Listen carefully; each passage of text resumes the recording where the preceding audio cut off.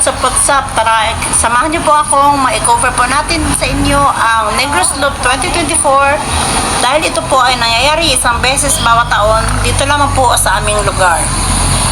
Bago natin simulan, intro muna tayo.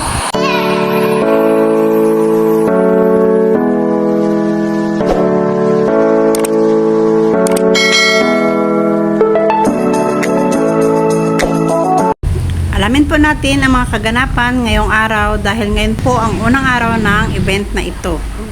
Kung makikita po natin, napakaraming mga motorista ang pumunta dito dahil ito ang unang araw na kailangan mo mag-register para makakuha po kayo ng kit para sa inyong gagamitin sa loop. Dito din natin makikita ang iba't ibang klase at brands ng mga motor na ginagamit ng bawat motorista. Nagkaroon din po tayo ng chance na masilayan, makausap at makapagpa-picture sa ating mga iniidolong motor riders.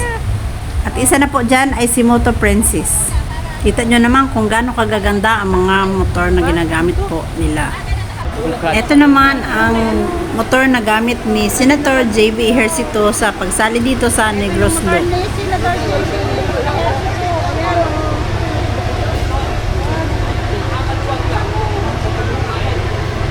Ito pa guys ang magkakaibang klase ng mga motor na inyong makikita na gagamitin din ng mga motor riders. Oh, ito yung motor ni Mayor Paulo Lopez. Sa mga oras na to guys, ayan, chinecheck na po nila ang kanilang mga motor para hindi po magkakaroon ng aberya pagdating sa kanilang event.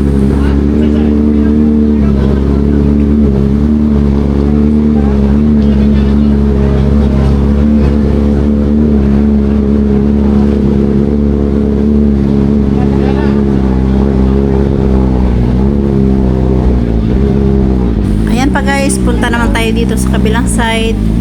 Makikita din po natin ang mga magagandang motor na ginagamit din po dito sa rides na ito. Make sure na meron po tayong mga safety gear na gagamitin kapag tayo ay nakasakay po sa mga motorsiklo para din po sa ating protection. Kahit tayo po ay hindi gumagamit ng motorsiklo pero alam din po natin ang lahat ng mga safety measures na ating iiwasan kapag tayo ay nasa daan. See that guys, sample pa lamang po yan ng kanilang mga motorsiklo. Sa mga mahilig din po magkolekta ng mga souvenir items, ayan, meron din po silang binibentang mga t-shirts, mga tumbler at mga stickers din na binibigay para sa mga nakikinood din po sa event na ito. Ayan guys, kung makikita po natin, wala pong pinipili dito na makikisali. Pwede pong babae, pwedeng lalaki, pwedeng matanda. Halos nakiki-join din po sa event na ito dahil ito po ay hindi lamang po taga rito ang mga nakikisali. Meron din po dito taga iba yung lungsod pa ng gagaling. Hindi apa pasta. Berat lah cepat number.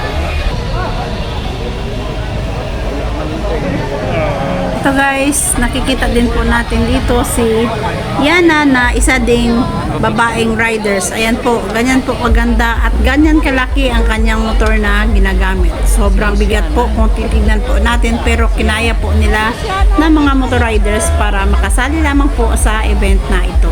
Siya po si Yana, isang sikat din po na vlogger na ang kinahihiligan din po ay ang pagmumotor. Hindi alintana kung gaano ka laki, gaano kabigat, kung gaano kalayo man ang kanilang tinatahak as long makakasali lamang po sa mga event na kanilang kinahihiligan. And guys, nagkaroon naman po tayo ng chance dito na makasali din po sa kanyang vlog dahil in-invite din po niya tayong makiki-join. At ayan guys, ang dami din po mga taong nakiki-join sa kanya. Nagkaroon din po akong chance na makapagpa-picture po sa kanya. Ayan, maraming salamat po sa time na binigay mo po sa amin. Welcome to Negros, welcome to Bacolod City. As we celebrate, of course, our second time here to loop, to ride, tour, and explore in Negros. Today we are now releasing the kits, so please make sure you grab a copy of your waiver form. Now, since this event is not a race, in a little while we will have our safety discussion together with Motor Club Training Center. Then after the discussion for the safety talk, we will be proceeding for the motorcycle safety training. Humingi din po tayo ng sticker para sa ating additional na collections.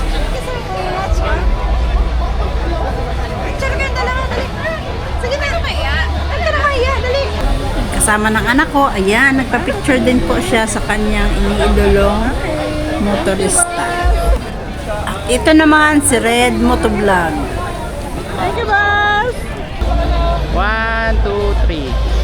1, 2, 3. Ito naman si Nads Abdul. Idol. Malas ka rin. May stinger, Nudge. At ayan guys, dito na magsisimula at dito na natin makikita kung paano ang mga safety precautions at mga techniques sa pagiging motorista. Dito din natin makikita kung paano i-apply at i-execute ng mga riders na itinuturo ng kanilang mga coaches. And again, we're talking about 100, 250.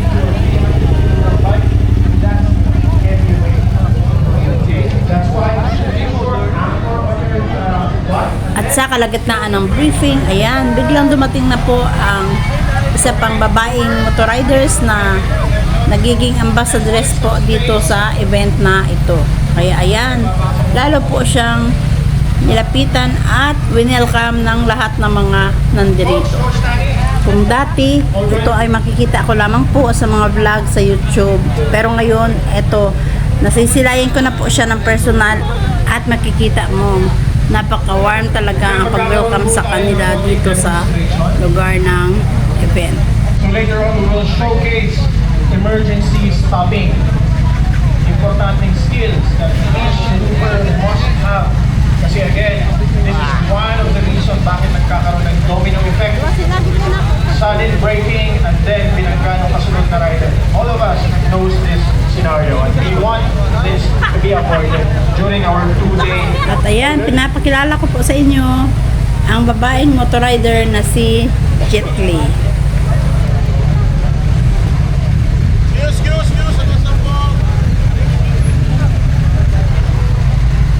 Okay, loopers, please make some space. Let's clear that area.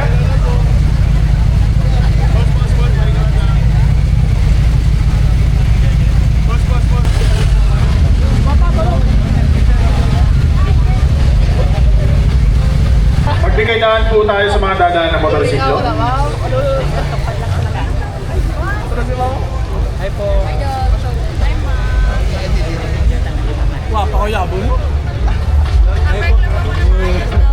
Di ba ang sarap sa feeling na makita na isang babaeng motorista hinahangaan ng karamihan. Maliban sa maganda na, napakabait pa po niya. Ayan. Kaya isa din po tayo sa nakikisiksik sa karamihan para masilayan lamang po ang ating idol. At ayan, abangan ang kanilang pag-execute sa kanilang mga trainings dito sa unang araw pa lang ng ating sineselebrate na Negros Loop 2024. Dito lamang po yan sa lungsod ng Panay. Another technique of stopping. Coach Danny will demonstrate the proper way. Left leg on the ground, body positioning, lean on the left side, upper body contact sa right side. And for this kind of bike, using the front brake, using the rear brake. No side front. Riders will show you the recommended safe way of doing an emergency stopping. Okay, position, riders. Alright, when you're ready, take off. Okay, take off.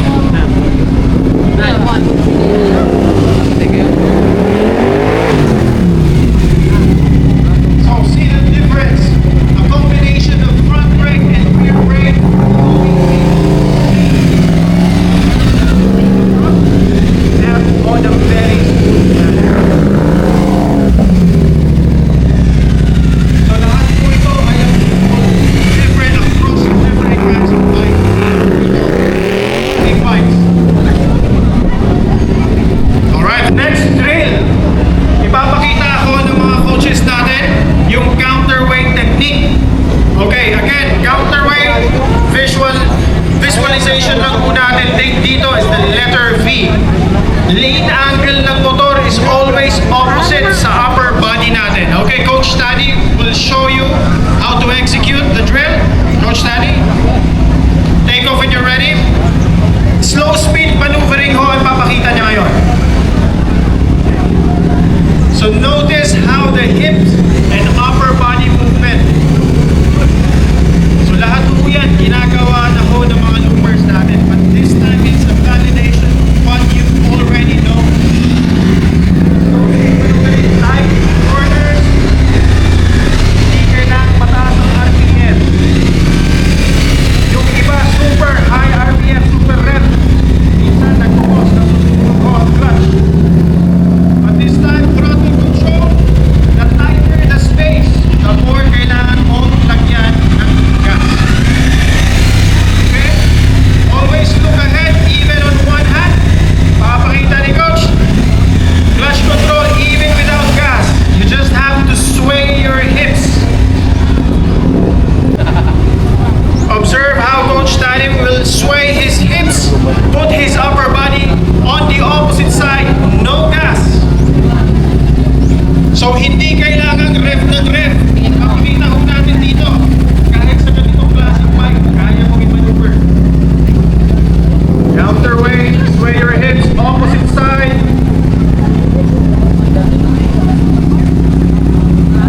So hindi kailangan palaging nakaalala. You don't have to be too much or so dependent sa throttle. Even without gas, just sway together with the bike. Use your hips and always look in advance. So sa mga medyo matigas po ang katawan, it's time for you to loosen those hips. Calling all vloggers participation. Vlogger ka, vlogger. Requesting for Team Jilly. If we can have Angel Salupa, Puga Moto, of course Yana, Hindi ako vlogger, si mama na. join us up here. Boss Lee, Ikaw na ka mo. siguro, Madyo Pacific Street. Dala niyo na? Motor lang. Ano nga Okay, motor? participation. Ano lang kuya? Ako motor eh. 200. O baka nang dati mo motor. Okay ba? Baka balak na. Para gusto ko picture na kami nila. Pagkabot sa balatigan sa niya, daw sila papo gulo sa papo. Minsan So guys, reminder, what we're showing, what you're seeing right now is a simple reminder of the basic Ito ko, dili kay puta pinigya ako. you have seen. Alright? U-turn na dyan, Coach Ron. Alright, take off. Motodogo yan. There, wait. Sabay kayo. Sabay. Okay, ready? Okay, go. Ano yan? Lap, okay.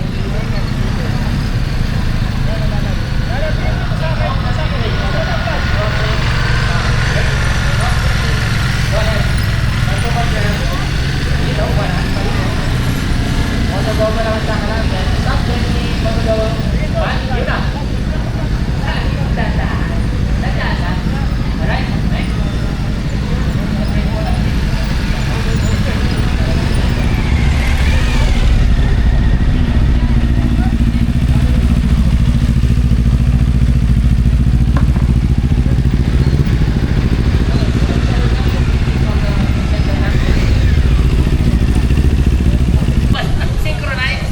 Synchronize tayo.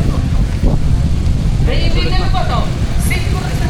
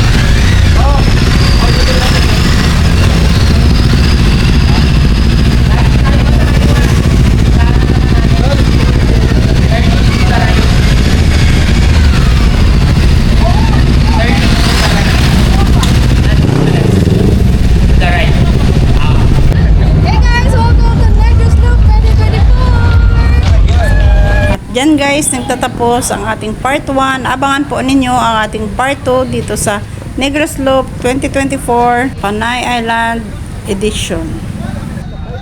Dito natin makikita ang pagkakaisa ng bawat Pilipino kahit saan man dako ng lugar po kayo nang gagaling, Mapa-Luzon, Visayas at Mindanao man po. Kaya ayan, dapat po magmahalan at magsuportahan sa bawat hadikain para sa bayan. Comment down below kung sa baba kung taga-saang lugar ka para malaman ko kung hanggang saan aabot ang video na ito. Comment down ka din sa baba kung taga-saang lugar ka para ma-shoutout po kita sa sunod na ating video. Sa mga hindi pa po nakapag-subscribe, subscribe na po kayo sa aking channel and hit the notification bell para updated po kayo sa mga bago pa nating upload na mga videos. GS1250 1300.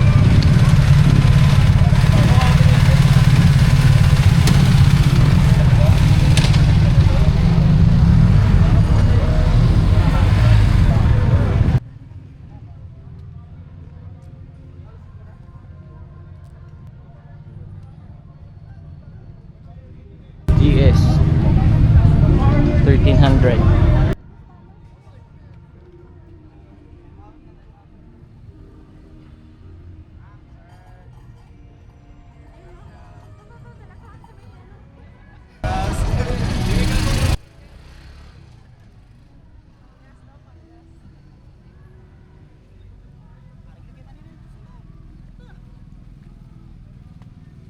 GS1250.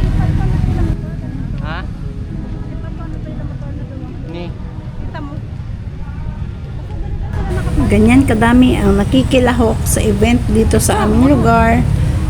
Kung makikita po ninyo, halos na puno po ang area dahil lahat po ng mga ito ay participants po ng loopers para sa event na ito. Thank you so much for watching. Abangan po ang part 2.